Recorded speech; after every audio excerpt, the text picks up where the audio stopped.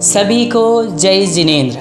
परम पूज्य आचार्य भगवंत उमा स्वामी महाराज द्वारा विरचित श्री तत्वासुध जी ग्रंथ की टीका परम पूज्य आचार्य भगवंत पूज्यपाद स्वामी महाराज द्वारा विरचित श्री सर्वार्थ सिद्धि ग्रंथ का स्वाध्याय प्रश्नोत्तरी शैली एवं परिभाषात्मक ढंग के साथ भव्योदय चैनल के माध्यम से प्रस्तुत किया जा रहा है। आइए तो सभी महानुभाव मिलकर के स्वाध्याय प्रारंभ करते हैं। मोक्षमार्गस्य नेतारं भेत्तारं कर्मभूभृतां ज्ञातारं विश्वतत्त्वानां वन्दे तद्गुणलब्धये वन्दे तद्गुणलब्धये। जय बोलिए देवादिदेव एक हजार अशी आदिम तीर्थंकर आदिनाथ भगवान की जय। जय बोलिए देवादिदेव एक हजार अशी शासन नायक महावीर भगवान की जय। महानुभाव, परम पूज्य आचार्य भगवंत पूज्यपाद महाराज द्वारा विरचित श्री सर्वार्थ सिद्धि ग्रंथादिराज का हम सभी लोग स्वाध्याय कर रहे हैं, जिसमें पूर्व की कक्षा में हमने अध्याय नंबर 9 के प्रारंभ के 3 सूत्रों के विषय में बहुत ही अच्छी चर्चा की थी। आइए उसी चर्चा को आगे बढ़ाते हैं और सूत्र क्रमांक 4 की ओर चलते हैं। सम्यक योग निग्रहो गुप्ति। सम्यक योग निग्रहो गुप्ति। सम्यक अर्थात भली प्रकार से, योग अर्थात मन वचन काय का, निग्रहो अर्थात निग्रह करना, गुप्ति गुप्ति कहलाता है। क्या कह रहे हैं? अच्छी प्रकार से मन वचन काय तीनों योगों को रोकना या निग्रह करना गुप्ति कहलाता है।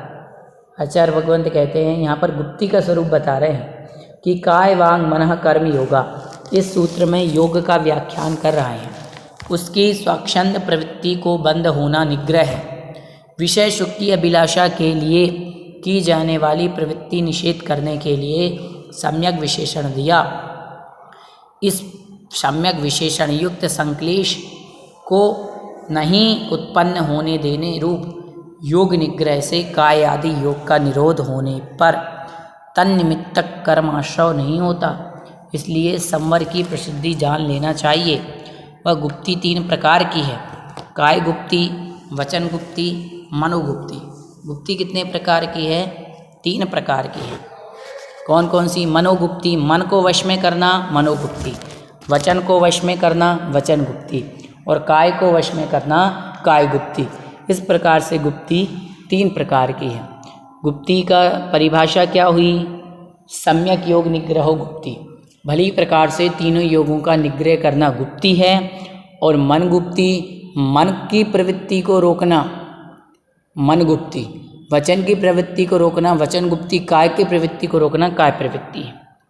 अब गुप्ति पालन करने में सशक्त मुनि के निर्दोष प्रवृत्ति प्रसिद्धि के लिए आगे का सूत्र कहते हैं। अब 5 समिति के बारे में बता रहे हैं। ईर्याभाषैषणादान निक्षेपोत्सर्गा समितया।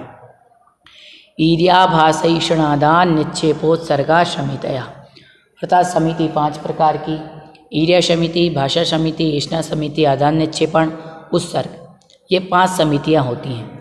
कौन कौन सी? ईर्या, भाषा, ऐषणा, आदान निक्षेपण और उत्सर्ग। यहाँ पर सम्यक पद की अनुवृत्ति होती है। उसमें ईर्या आदि विशेष पने को प्राप्त होते हैं, जैसे सम्यक ईर्या, सम्यक भाषा, सम्यक ऐषणा, सम्यक आदान निक्षेपण और सम्यक विसर्ग। इस प्रकार से कही गई 5 समितियाँ जीव स्थान आदि विधि को जानने वाले मुनि के प्राणियों की पीड़ा के दूर करने के उपाय जानने चाहिए। इस प्रकार से प्रवृत्ति करने वाले असंयम परिणामों के निमित्त जो कर्मों का आश्रय होता है वह संवर है। ईर्या समिति। ईर्या समिति का अर्थ होता है जो दिगंबर मुनिराज होते हैं, वो जमीन में 4 हाथ नीचे देख करके चलते हैं ताकि कोई चींटी आदि जीव न मर जाए, इसलिए वह ईर्या समिति कहलाती है। भाषा समिति, हमें कभी किसी को कठोर वचन नहीं बोलना, हित मित प्रिय वचन बोलना, भाषा समिति कहलाती है। ऐषणा समिति, जो मुनिराज होते हैं वो आहार आदि शुद्धि विशुद्धि पूर्वक लेते हैं। श्रावक के घर 46 दोषों को टार करके आहार के लिए जाते हैं। इष्टा समिति आदान निक्षेपण मुनिराज कभी भी पिच्छी कमंडल को उठाते और रखते समय देख करके उठाते हैं, देख करके रखते हैं। आदान निक्षेपण उत्सर्ग समिति कभी भी मलमूत्र आदि के क्षेपण के लिए मुनिराज हमेशा जिस स्थान पर जाएंगे वहाँ पर देखेंगे कोई जीवादि तो नहीं है, फिर बैठेंगे। ये उत्सर्ग, इसे प्रतिष्ठापन भी कहा जाता है। छेडाला में कहा भी गया है मलमूत्र श्लेषम परिहरे, ऐसी पंक्ति आई है कि मलमूत्र आदि का जो मुनिराज क्षेपण करते हैं वो देखभाल करके करते हैं। अब आगे कह रहे हैं तीसरा संवर का हेतु धर्म है, उनके भेदों का ज्ञान कराने के लिए आगे का सूत्र कहते हैं उत्तम क्षमा मार्दव आर्जव शौच सत्य संयम तपस्त्यागा किंचन्य ब्रह्मचर्याणि धर्म। उत्तम क्षमा मार्दव आर्जव शौच सत्य संयम तपस्त्यागा किंचन्य ब्रह्मचर्याणि धर्म। धर्म 10 प्रकार का, और धर्म की परिभाषा आचार्य भगवान समंतभद्र स्वामी महाराज बताई चुके हैं। देशयामि समीचीनम धर्मम कर्म निवर्हणम संसार दुखतः सत्वान यो धरत्युत्तमे सुखे। अर्थात जो इस जीव को दुख से तो दूर ले जाए और सुख की ओर पहुँचाए, पापों से तो निवृत्ति कराए और पुण्य की ओर ले जाए, वो धर्म कहलाता है। अब धर्म के 10 भेद उत्तम क्षमा, उत्तम मार्दव, उत्तम आर्जव, उत्तम शौच, उत्तम सत्य, उत्तम संयम, उत्तम तप, उत्तम त्याग, उत्तम आकिंचन्य और उत्तम ब्रह्मचर्य, 10 प्रकार का धर्म है। शंका, यह किस लिए कहा? समाधान, संवर का प्रथम कारण प्रवृत्ति निग्रह करने के लिए है। जो जैसा करने में असमर्थ है उन्हें प्रवृत्ति का उपाय दिखलाने के लिए दूसरा कारण कहा। किंतु 10 प्रकार का धर्म कथन समितियों में प्रवृत्ति करने के प्रमाद का परिहार करने के लिए कहा है। शरीर की स्थिति के कारण की खोज करने के लिए पर कुलों में जाते हुए भिक्षुओं को दुष्ट जन गाली गलौज करते, उपहास करते, तिरस्कार करते, मारते पीटते, शरीर को तोड़ते मरोड़ते हैं, तो कलुषता उत्पन्न ना हो क्षमा है। आचार्य भगवंत कह रहे हैं कि जो दिगंबर मुनिराज आदि होते हैं, भिक्षुजन होते हैं, वो शरीर स्थिति की खोज आदि के लिए अन्य घर आदि में जाते हैं, आहार आदि के लिए विहार आदि जो करते हैं, तो कई बार क्या होता है अन्य समाज के लोग या अन्य लोग जो जानते नहीं हैं धर्म के बारे में, वो गाली गलौज करते हैं, मुनिराज का उपहास करने लगते हैं, तिरस्कार करते हैं। कई जगह पे मुनिराज को मारपीट हो जाती है। जैसे अभी एक उदाहरण सुनने में आया था कि एक स्थान पर मुनिराज को उनको मार दिया, उनके शरीर के अंग भंग करके उनको एक बोरवेल में फेंक दिया था। ऐसा आपने उदाहरण सुना होगा। तो ऐसे कई उदाहरण होते हैं। जैसे राजा शैणिक ने यशोधर मुनि के गले में मरा हुआ सर्प डाल दिया था, तो बड़ा उपसर्ग हो गया था। ऐसे दिगंबर जो मुनिराज होते हैं वो विपरीत अवस्था में भी कितना ही कोई उनके ऊपर उपसर्ग तकलीफ करे, पर वो हमेशा अपने मन में क्षमा भाव को धारण करते हैं। जाति आदि मदों के आवेशवश होने वाले अभिमान का अभाव होना मार्दय है। किसी भी जाति आदि ज्ञान, पूजा, कुल, जाति, बल, रिद्धि, तप और शरीर, इन 8 प्रकार के मदों का त्याग करके सरल होना, मृदुता का भाव होना, ये हमारा उत्तम मार्दव धर्म कहलाता है। मार्दव का अर्थ मान का नाश है। योगों का वक्र न होना आर्जव है। आर्जव का अर्थ है सरलता, मन में मायाचारी न होना, किसी के प्रति छल कपट न होना, किसी को ठगने का भाव न होना, हमेशा जो सरलता का भाव होता है वह उत्तम मार्दव धर्म कहलाता है।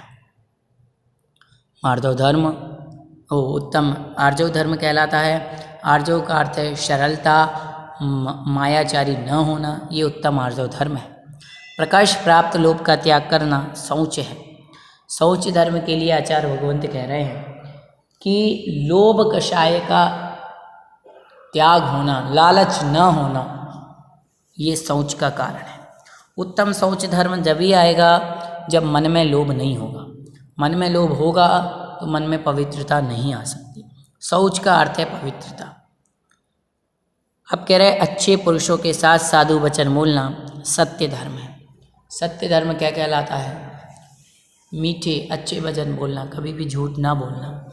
जिज्ञासा उत्पन्न हुई, इसका भाषा समिति में अंतर्भाव होता है, फिर इसे अलग से क्यों लिया गया? तो आचार्य भगवंत कह रहे ये कोई दोष नहीं है, क्योंकि समिति के अनुसार प्रवृत्ति करने वाला मुनि, साधु और असाधु दोनों प्रकार के मनुष्य भाषा व्यवहार करता हुआ हितकारी परिमृत वचन बोले, अन्यथा राग होने से अनर्थदंड का दोष लगता है।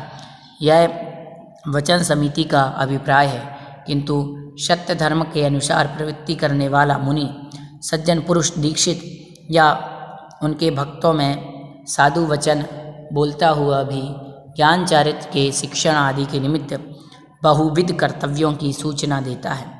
यह सब प्रकार की अभिवृत्ति के अभिप्राय से करता है। इसीलिए सत्य धर्म का भाषा समिति में अंतर्भाव नहीं होता है।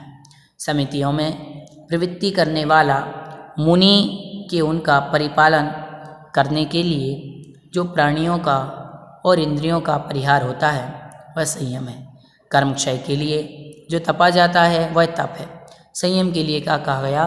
मुनिराज जो समिति आदि पालन के लिए पंच इंद्रिय के विषयों का परिहार करते हैं और सटकाय के जीवों की जो रक्षा करते हैं वह संयम है, और इच्छाओं का निरोध करना कर्मक्षय के लिए वो तप है।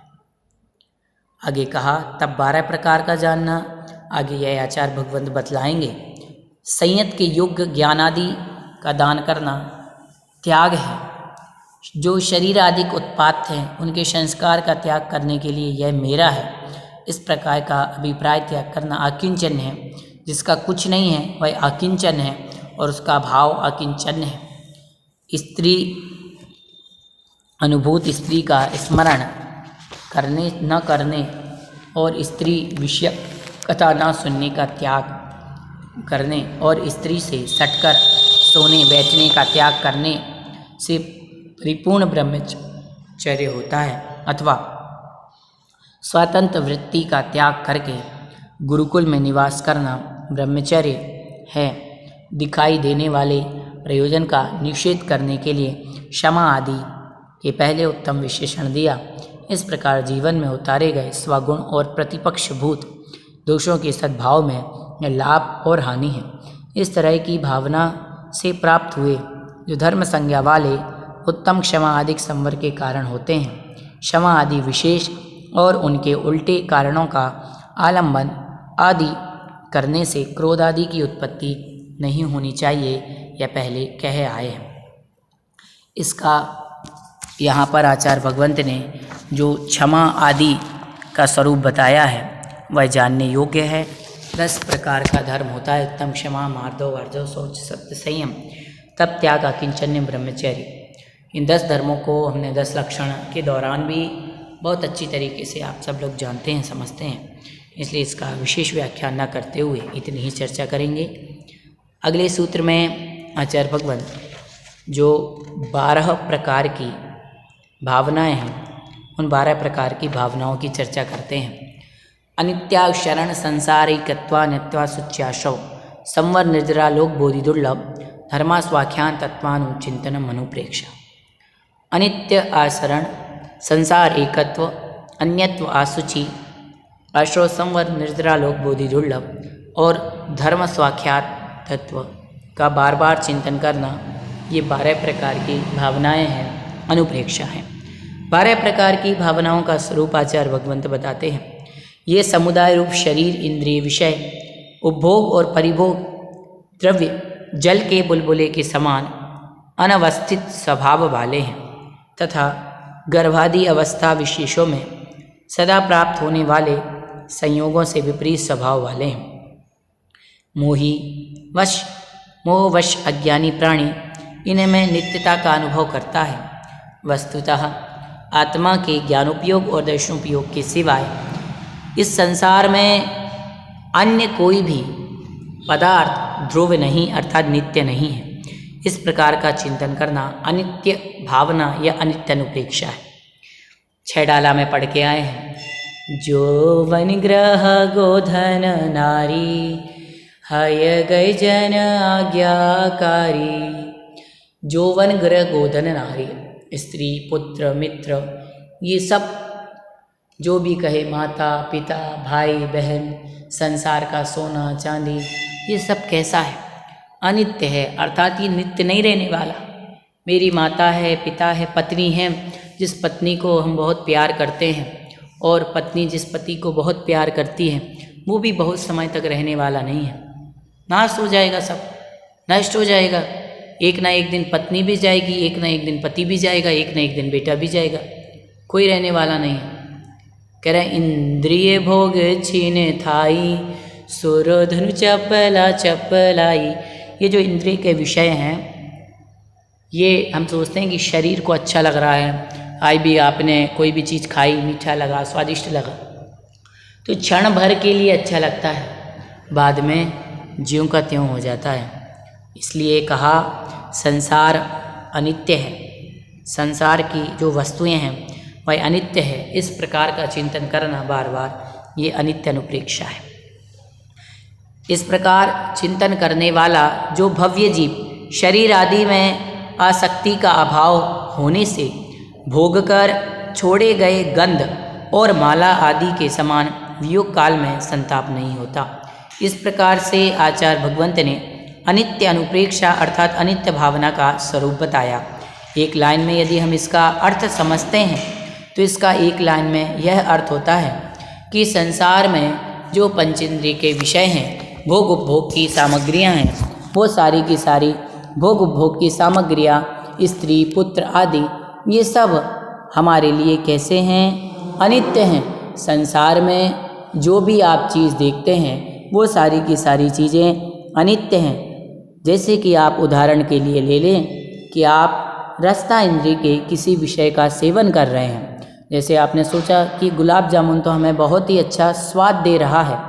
महानुभाव, गुलाब जामुन के स्वाद की आपको अनुभूति तो हो रही है, अच्छी बात है, और जिस समय आपको गुलाब जामुन के स्वाद की रसना इंद्रिय के माध्यम से अनुभूति हो रही है, उस समय आप समझ रहे हैं कि ये तो बहुत अच्छा सुख प्राप्त हो रहा है। परंतु जो रसना इंद्रिय विषय के माध्यम से जो गुलाब जामुन का हमें सुख प्राप्त हो रहा है, वो सुख कितने समय के लिए है? क्या एक बार आपने गुलाब जामुन खाया, वो पेट में गया, तो क्या उसके बाद भी स्वाद दे रहा है? नहीं दे रहा है। जितने समय के लिए वो आपकी रसना इंद्रिय जिह्वा इंद्रिय पर जिह्वा के ऊपर आया, उतने समय के लिए सुख की अनुभूति हुई, कुछ क्षणों पश्चात उसको भी मल बनना ही है। तो संसार के ऐसे प्रत्येक जो पंचेंद्रिय के विषय हैं, वो इंद्रिय के अर्थात कह रहे हैं जो इंद्रिय की ये भोग हैं, वो बिजली के समान हैं कि बिजली चमकी और पल भर में ही लुप्त हो जाती है। उसी प्रकार से संसार के विषय हैं। इस प्रकार का बार बार चिंतन करना अनित्य भावना। अब आगे कह रहे हैं असरण भावना के बारे में। जिस प्रकार एकांत में क्षुधित और मांस के लोभी बलवान व्याघ्र के द्वारा दबोचे हुए मृग शावक के लिए कुछ भी शरण नहीं होता, उसी प्रकार जन्म जरा मृत्यु और व्याधि आदि दुखों के मध्य परिभ्रमण करने वाले जीव का कुछ भी शरण नहीं है। परिपुष्ट हुआ शरीर ही भोजन के प्रति सहायक है, दुखों के प्राप्त होने पर नहीं। यत्न से वंचित किया हुआ धन भी भावांतर में साथ नहीं जाता। जिन्होंने सुख और दुख को समान रूप से बांट लिया, ऐसे मित्र भी मरण के समय रक्षा नहीं कर सकते। मिलकर बंधुजन भी रोग से व्याप्त इस जीव की रक्षा करने में समर्थ नहीं होते। यदि सुचरित धर्म हो तो वह भी दुखी रूप महासमुद्र से तरने का उपाय हो सकता है। मृत्यु से ले जाने वाले इस जीव के सहस्रभूत नयन भी शरण नहीं है। इसीलिए संसार में विपत्ति रूप स्थान में एकमात्र धर्म ही शरण है, वही मित्र है, और कभी भी ना छूटने वाला अर्थ अन्य कुछ शरण नहीं है। इस प्रकार की भावना अशरण भावना है। महानुभाव, आचार्य भगवंत हमारे जीवन के कल्याण और आत्मोत्थान हो, इस मंगलमय भावना के साथ बताते हैं कि संसार में आपने यदि देखा हो कि कोई मृग का छोटा सा बच्चा होता है तो वो मृगनी अपने बच्चे के लिए क्या करती है? अपने बच्चे के लिए सिंह से रक्षा करने के लिए वह अपने प्राणों तक के आहुति दे देती है। और जो मांस का लोभी व्यक्ति है, मांस का लोभी जो शेर आदि जानवर है, वो उस मृग शावक को दबोच लेता है। और जब उसको दबोच लेता है तो उसको बचाने के लिए संसार में कोई भी शरण नहीं है। उस छोटे से नन्हे से बालक को लगता है अब तो मैं मरण को प्राप्त होने वाला हूँ, मुझे कोई भी बचा नहीं सकता। आचार्य भगवंतों ने कहा है कि संसार में चक्रवर्ती हो, अहम इंद्र हो, चाहे कोई भी शक्तिशाली व्यक्ति क्यों न हो, मणि मंत्र तंत्र बहु होई, मरते न बचावे कोई। छेड़ालाकार पंडित दौलत राम जी कह चुके हैं, मणि मंत्र तंत्र कोई भी चीज़ क्यों न हो, इस संसार में यदि किसी की मृत्यु आ चुकी है तो उसको बचाने वाला कोई नहीं, उसको बचाने वाला कोई नहीं है। संसार में जो दुख हैं, जो भोग है, आप सोचते हो कि हम तो अपने परिवार के साथ सुख भोगेंगे। याद रखना, जब जीवन का अंत आता है और मृत्यु सैया पर ये व्यक्ति पहुंच जाता है तो कोई भी इस जीव को बचाने वाला नहीं है। सिकंदर एक बहुत बड़ा राजा हुआ। सिकंदर ने सोचा कि मेरा जब अंत समय आएगा तो मैं संपूर्ण भारत को जीत लूँगा, तो सारे के सारे लोग मेरी सहायता करेंगे। पर दुनिया और ये इतिहास गवाह है, जब वो मरण को प्राप्त हुआ तो शक्ति से शक्तिशाली वैभव संपन्नशाली राजा उसके चरणों में थे और एड़ी से चोटी तक का जोर लगाने के बाद भी सिकंदर के प्राणों को बचाया नहीं जा रहा था। सब उपाय कर लिए, सब वैद्य आ गए, बड़ी बड़ी औषधियाँ, बड़े बड़े तांत्रिक, सभी ने अपनी ओर से बहुत प्रयास कर लिया, पर वो सिकंदर के प्राणों को बचाने में असमर्थ रहे। सिकंदर ने अंत में एक ही इच्छा जताई कि मेरी मृत्यु के पश्चात मेरी अर्थी के दोनों हाथ बाहर लटका देना। दुनिया को ये पता चल जावे कि संसार में प्राणी आया तो मुट्ठी बांध करके था, लेकिन जा रहा तो कुछ भी नहीं ले जा रहा। ये सिकंदर का इतना बड़ा उदाहरण हम सभी के सामने है कि संसार में व्यक्ति आता है और जब उसका मरण समय आ जाता है तो उसको कोई भी शरण प्राप्त नहीं होती। ऐसी बार बार चिंतन करने का नाम अशरण भावना है। इस प्रकार का विचार करने से जीव मैं सदा आशरण हूँ, इस तरह अतिशय उद्विग्न होने के कारण संसार के कारणभूत पदार्थों में ममता नहीं रहती। वह भगवान अरहंत सर्वज्ञ प्रणीत मार्ग में प्रयत्नशील होता है। कर्म के विपाक के वश आत्मा भवांतर की प्राप्ति में होना संसार है। उसका पहले 5 प्रकार से परिवर्तन रूप व्याख्यान कर आए हैं। अनेक योनि और कुल कोटि लाख से व्याप्त इस संसार में परिभ्रमण करता हुआ यह जीव कर्म यंत्र से प्रेरित होकर पिता होकर भाई पुत्र होता है, माता होकर भगिनी भार्या लड़की प्राप्त होता है, स्वामी बनकर दास स्वामी बनता है। इसी प्रकार से रंगस्थल में नट नाना रूप को धारण करता है। यह उस प्रकार होता है। बहुत कहने से प्रयोजन क्या, अपना स्वयं का जो पुत्र इत्यादि रूप से संसार के स्वभाव का चिंतन करना संसार अनुप्रेक्षा है। इस प्रकार का चिंतन करते संसार के दुखों से भय से उद्विग्न हुए संसार से निर्वेद होना, निर्वण्ण होकर संसार का नाश करने के लिए प्रयत्न करना चाहिए। महानुभाव आचार्य भगवंत ने कहा, चौगति दुख जीव भरे हैं, परिवर्तन पंच करे। छेड़ालाकार पंडित दौलत राम जी ने लिखा, चारों गतियों में दुख ही दुख है। चहु गति, मनुष्य गति हो, त्रियंच गति हो, देव गति हो, नरक गति हो। छेड़ाला की प्रथम ढाल में चारों गतियों के दुखों का वर्णन है। संसार भावना का यदि आपको स्वरूप जानना है तो छेड़ालाकार की प्रथम ढाल को पढ़िए, उसका चिंतन कीजिए, आपको समझ में आ जाएगा कि निगोद में जीव कैसे 18 श्वास में वो जन्म और मरण के दुखों को सहन करता है। मनुष्य गति में कैसे जीव जाकर के माता के पेट में कितने दुखों को प्राप्त होता है, जब जन्म होता है तो दुख प्राप्त होते हैं। नरक गति में कितने सारे उसको तिली के दाने के समान खंड खंड कर दिए जाते हैं। असुर कुमार के जाति के देव भिड़ाते हैं, कितने दुखों को सहन करना पड़ता है। त्रियंच गति में बद बंधन आदि दुख ग्रहण करने पड़ते हैं, उन दुखों को भोगना पड़ता है। देव गति में भी जाते हैं तो विमानवासी बन करके विषयों की चाह में बार बार इच्छा करके दुखों को प्राप्त होते हैं। तो ये संसार भावना हुई। आगे कह रहे हैं जन्म जरा और मरण की आवृत्ति रूप महादुख का अनुभव करने के लिए अकेला मैं ही हूँ, कोई मेरा स्व नहीं है, ना मैं पर का हूँ, अकेला ही मैं जन्मता हूँ, अकेला ही मैं मरता हूँ, मेरा कोई स्वजन परजन व्याधि जन्म और मरण आदि दुखों को दूर नहीं करता। बंधु और मित्र शमशान के आगे नहीं जाते, धर्म ही मेरा कभी साथ न छोड़ने वाला सदाकाल सहायक है। इस प्रकार चिंतन करना एकत्व भावना है। इस प्रकार चिंतन करने वाले जीव के स्वजन में प्रीति का अनुबंध नहीं होता, परजन में द्वेष का अनुबंध नहीं होता, इसलिए निसंगता को प्राप्त होकर मोक्ष के लिए प्रयत्न करना चाहिए। महानुभाव जितने भी स्वाध्याय ऑनलाइन स्वाध्याय करने वाले लोग हैं और जो स्वाध्याय नहीं करते वो भी सुन लो, खूब धन दौलत कमाने में लगे रहो और लगो, हम मना नहीं कर रहे, ना जिनवाणी मना कर रही। खूब धन दौलत कमाओ, खूब घूमो, यही तो जीवन मिला है। लोग यही सोचते थे क्या करना मंदिर जाके, क्या करना त्याग उपवास करके, ये जीवन मिला तो खाओ पियो मौज करो।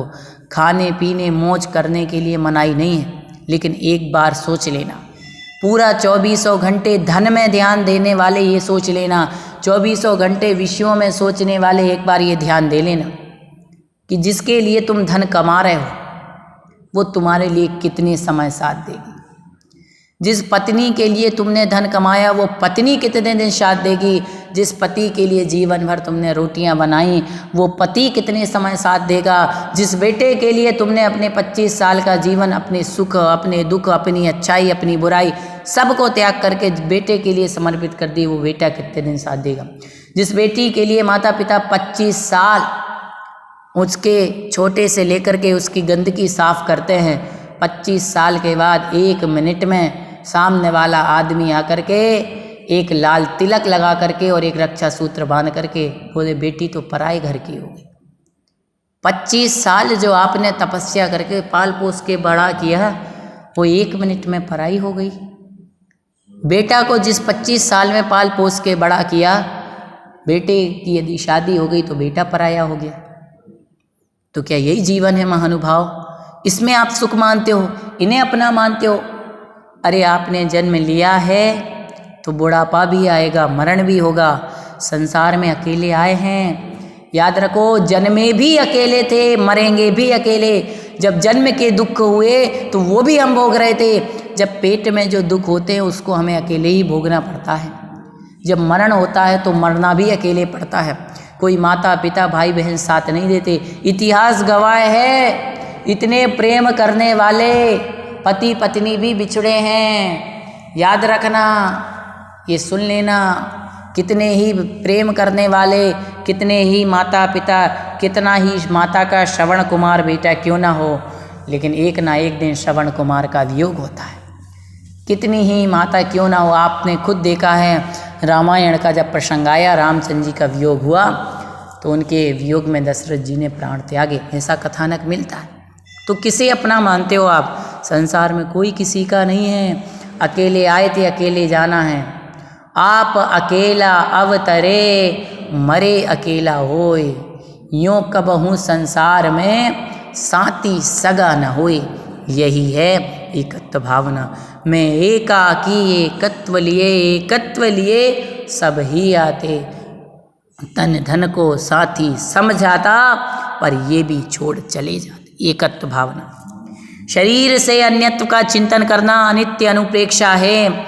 यथा बंध के प्रति अभेद होने पर भी लक्ष्य के भेद से मैं अन्य हूँ। शरीर एक इंद्रिय अधिक है, मैं अतीन्द्रिय हूँ, और शरीर अज्ञ है, मैं ज्ञाता हूँ। शरीर अनित्य है, मैं नित्य हूँ। शरीर आदि अनंत वाला है, मैं अनाद्य अनंत हूँ। संसार में परिभ्रमण करते हुए मेरे लाखों शरीर अतीत हो गए, उनसे भिन्न वह ही मैं हूँ। इस प्रकार शरीर से जब मैं अन्य हूँ तब हे वत्स मैं बाह्य पदार्थ मैं भिन्न हो जाऊँ तो इसमें क्या आश्चर्य। इस प्रकार मन को समाधान युक्त करने वाले शरीर आदि में स्प्रे उत्पन्न नहीं होती।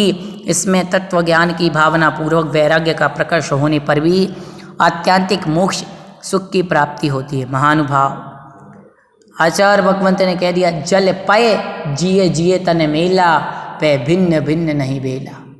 संसार में दूध और पानी एक समान दिखाई देते हैं। जब घर में दूध वाला आता है तो माताएं बड़ी खुश हो जाती हैं कि आज तो भैया दूध थोड़ा सा ज़्यादा डाल गए। अरे दूध में पानी मिला के डाल गए। देखो तो दूध और पानी एक सा लगता है। थोड़ी सी 2 बूंद नींबू की निचो के देखो, दूध और पानी का अलग अलग दिखाई दे जाएगा कि दूध क्या है और पानी क्या है। उसी प्रकार से शरीर और ये शरीर के अंदर विद्यमान जीवात्मा एक ही दिखती है। महानुभाव एक साथ दिखना अलग चीज़ है और एक में एक होना अलग चीज़। ये दिखते तो एक में एक हैं, एक साथ हैं, परंतु आत्मा और शरीर एक नहीं है, दोनों अलग अलग हैं। कहा ये शरीर कैसा है, क्षणभंगुर है, आत्मा क्षणभंगुर नहीं है। शरीर शाश्वत नहीं है, आत्मा शाश्वत है। शरीर अनादि अनंत नहीं है, आत्मा अनादि अनंत है। अनादि काल से है, अनंत काल तक रहेगी। ये शरीर पुद्गल है और पुद्गल की पर्याय क्या है, पुद्गल का क्या विश्वासा, जैसे पानी बीच पतासा। एक दिन ऐसा होगा लोगों, जंगल होगा वासा, इस तन पर हल फिर जाएंगे और पशु चरेंगे घासा। अरे कई बार खेतों में व्यक्ति को दफना दिया जाता है, जला दिया जाता है और वहीं पर 2, 5, 10 साल के बाद हल चलता है और खेती होती है और पशु चरते हैं। कुछ नहीं है शरीर का। आगे कह रहे हैं यह शरीर अत्यंत असुचि पदार्थों की योनि है। शुक्र और शोणित रूप असुचि पदार्थ को वृद्धि को प्राप्त होता है। सोच ग्रह के समान असुचि पदार्थों का भाजन है। त्वचा मात्र से आच्छादित है। अति दुर्गंध रस को बहाने वाला झरना है। अंगार के समान अपने आश्रय में आए हुए पदार्थ को शीघ्र ही नष्ट करता है। स्नान, अनुलेपन, धूप की मालिश, सुगंधित माला आदि के द्वारा असुचि को दूर कर सकना शक्य नहीं है, किंतु अच्छी तरह भावना किए गए सम्यक दर्शन आदि जीव की आत्यंतिक शुद्धि को प्रकट करते हैं। इस प्रकार वास्तविक रूप से चिंतन करना असुचि अनुप्रेक्षा है। इस प्रकार चिंतन करने के लिए शरीर से निर्वेद होना, निर्वण्य होना, जन्मोदधि को तरने के लिए यह असुचि भावना है। कहा गया आचार्य भगवंत ने कि शरीर कैसा है, बहुत गंदा है, बहुत मैला है। आप दोष किसको देते हो? आप जाते हो तो बोले शौचालय गंदा है। अरे शौचालय गंदा हम करते हैं, लेकिन शरीर के अंदर तो गंदगी पहले से ही भरी है। खून, पीप, मांस, मज्जा, वीर्य, रज, खून, शरीर के अंदर का थूक, हमारी लार, आँखों का कीचड़, कानों की गंदगी। सोचो कितनी गंदगी शरीर में भरी है। अरे शौचालय तो ये है, गंदगी तो ये है। इस शरीर के अंदर गंदगी भरी है। इस शरीर ये दुर्गंधित रसों को बहाने वाला झरना है। शरीर से 9 मलद्वार निरंतर झरते रहते हैं। शरीर के अंदर इतनी गंदगी है कि इसकी कोई कल्पना नहीं की जा सकती। महानुभाव यदि इत्र भी इसके ऊपर छिड़का जाता है तो इत्र भी गंदा हो जाता है। सुगंधित से सुगंधित तेल भी मलिनता को प्राप्त हो जाते हैं। सुबह पहने हुए शुद्ध वस्त्र शाम को शरीर के संबंध में आकर के गंदगी को प्राप्त हो जाते हैं। पहले रुधिर राध मल थैली की कशव शादित मैली। आचार्य भगवंत कह रहे हैं कि शरीर क्या है? पल, रुधिर, राध, पीप आदि की थैली है। मिट्टी, उसके अंदर पीप कचरा है, ये मिट्टी है। नवद्वार वहीं घिनकारी अशुदेह करे कि मियारी। 9 मलद्वार इस शरीर के से प्रतिदिन भरते रहते हैं। फिर इस देह से मित्रता, अपनत्व कैसे हो सकता है? नहीं हो सकता है। अब आचार्य भगवंत कहते हैं आश्रव, संवर, निर्जरा का कथन पहले कराए हैं। उनके गुण और दोषों का विस्तार करने के लिए फिर से उपन्यास किया गया है। आश्रव इस लोक में, परलोक में दुखदाई है। महानदी के प्रभाव के वेग के समान तीक्ष्ण हैं। इंद्रिय कषाय और अव्रत रूप है। उनके स्पर्श आदि इंद्रियां वनगज, कौआ, सर्प, पतंग, हरिण आदि दुख रूप समुद्र के अवगाहन कराती हैं। कषाय आदि से श्लोक में बद, बंधन और अपयश, क्लेश आदि दुख उत्पन्न होते हैं। परलोक में नाना प्रकार के दुख प्रज्वलित नाना गतियों में भ्रमण कराते हैं। इस प्रकार से चिंतन करना आश्रव है। आश्रव के लिए आचार्य भगवंत ने कह दिया कि आश्रव क्या है। जो योगन की चपलाई ताते हैं आश्रव भाई। आश्रव दुख कार्य घनेरे बुद्धिवंत तिने निर्वेरे। हे मेरे स्वाध्याय करने वाले प्रिय बंधुओं, माताओं, क्या कह रहे हैं आचार्य भगवंत कि आश्रव क्या है। तीनों योगों की चंचलता आश्रव है। और ये कैसे दुखकार। अरे आश्रव तो होना ही है। आश्रव को रोकोगे कब? जब संवर करोगे। और उसी का उपाय 9वें अध्याय में बता रहे। लेकिन आप तो आश्रव करने से मानने वाले नहीं हैं, तो कम से कम जिनवाणी को पढ़ करके पुण्याश्रव कर लो। आज नहीं तो कल जिनवाणी को पढ़ करके सत्य मार्ग प्राप्त होगा, यथार्थ का बोध होगा। इस प्रकार का चिंतन करना आश्रव भावना। आचार्य भगवंत कहते हैं कि जिस प्रकार महानव नदी नाव में छिद्र के नहीं ढके रहने पर क्रम से झिरे हुए जल से व्याप्त होने पर आश्रय से बैठे हुए मनुष्यों का विनाश अवश्यंभावी है। छिद्र के ढके रहने से निरुपद्रव रूप से अभिलषित देशांतर प्राप्त होना अवश्यंभावी है। उसी प्रकार से कर्मागम के द्वार ढके होने पर कल्याण का प्रतिबंध होना प्रतिबंध नहीं होता। कह रहे हैं कि कोई नाव है और नाव में आप यात्रा कर रहे हो और उसका छिद्र छोटा सा आपने नहीं ढका, तो याद रखें आपकी यात्रा में कोई ना कोई विघ्न जरूर आए। उसी प्रकार से कर्म का आश्रय होता है। वो निरंतर कर्म आते रहेंगे तो संसार हमारा नित्य प्रति बढ़ता जाएगा। तो कह रहे हैं कि उन कर्मों को रोकना भी जरूरी है। और कर्मों को रोकना ही क्या है? संवर। इस प्रकार से संवर बताया। अब कह रहे हैं वेदना विपाक का नाम निर्जरा है। और पहले कह आए हैं निर्जरा 2 प्रकार की, अबुद्धिपूर्वा, कुशल मूला, नरक आदि। देखो नाम अलग अलग बताए हैं। सविपाक, अविपाक, विपाक जा, अविपाक जा, अबुद्धिपूर्वा, कुशल मूला। तो कह रहे हैं नरक आदि गतियों में कर्म फल के विपाक से जायमान जो अबुद्धिपूर्वक निर्जरा है वह अकुशलानुबंधा है। अर्थात ऐसी निर्जरा जो निर्जरा हो रही है, मतलब कर्म तो आपके उदय में आ गए, दुख दे दिया कर्म ने, साता असाता ने अपना प्रभाव दिखा दिया, फिर वो कर्म फल दे करके झड़ गए। ये निर्जरा तो आपके लिए कहा गया कि पेड़ में फल आए, फल पके और नीचे गिर गए, कोई काम की नहीं है। दूसरी निर्जरा एक होती है, उस निर्जरा से तो हमारा कोई भला नहीं हुआ। अब एक निर्जरा ऐसी है कि जो पेड़ पर फल आए, आपने फल तोड़े और फल को उसको जबरन ही पकाया, कर्म उदय में नहीं आए, फिर भी आपने सत्ता से ही तपस्या आदि के बल से झड़ा दिया। ये तो कह रहे हैं दूसरी निर्जरा परिचय आदि जीतने पर होती है, वो कुशल मूला है, शुभानुबंध और निरानुबंध होती है। इस प्रकार निर्जरा के गुण दोष का चिंतन करना निर्जरानुप्रेक्षा है। अब आपने 2 प्रकार की निर्जरा जानी यहाँ पर। अब आगे कह रहे हैं लोक संस्थान आदि की विधि पहले कह आए हैं।